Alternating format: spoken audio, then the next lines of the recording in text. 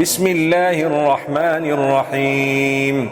يسبح لله ما في السماوات وما في الأرض له الملك وله الحمد وهو على كل شيء قدير هو الذي خلقكم فمنكم كافر ومنكم مؤمن والله بما تعملون بصير خلق السماوات والأرض بالحق وصوركم فأحسن صوركم وإليه المصير يعلم ما في السماوات والأرض ويعلم ما تسرون وما تعلنون والله عليم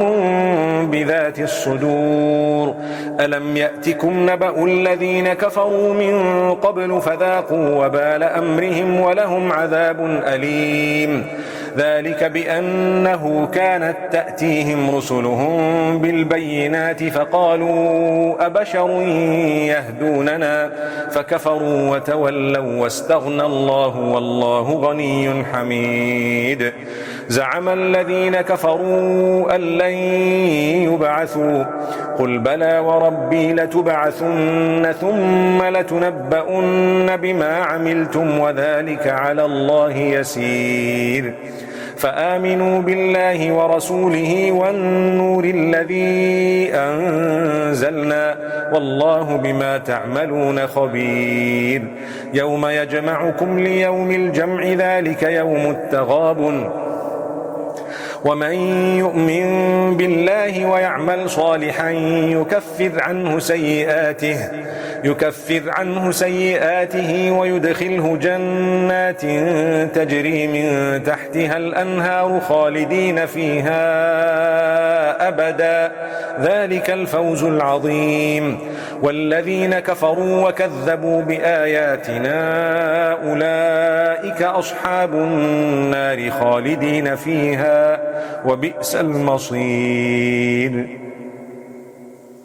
ما أصاب من مصيبة إلا بإذن الله ومن يؤمن بالله يهد قلبه والله بكل شيء عليم وأطيعوا الله وأطيعوا الرسول فإن توليتم فإنما على رسولنا البلاغ المبين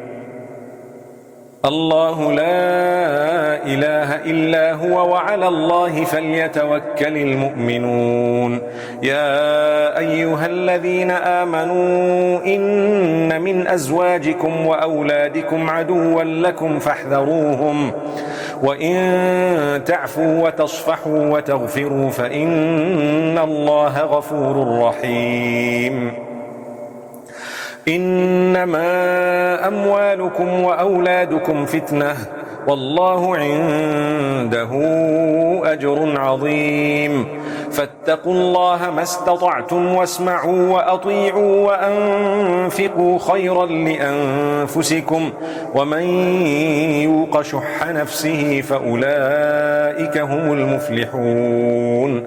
إن تقرضوا الله قرضا حسنا يضاعفه لكم ويغفر لكم والله شكور حليم عالم الغيب والشهادة العزيز الحكيم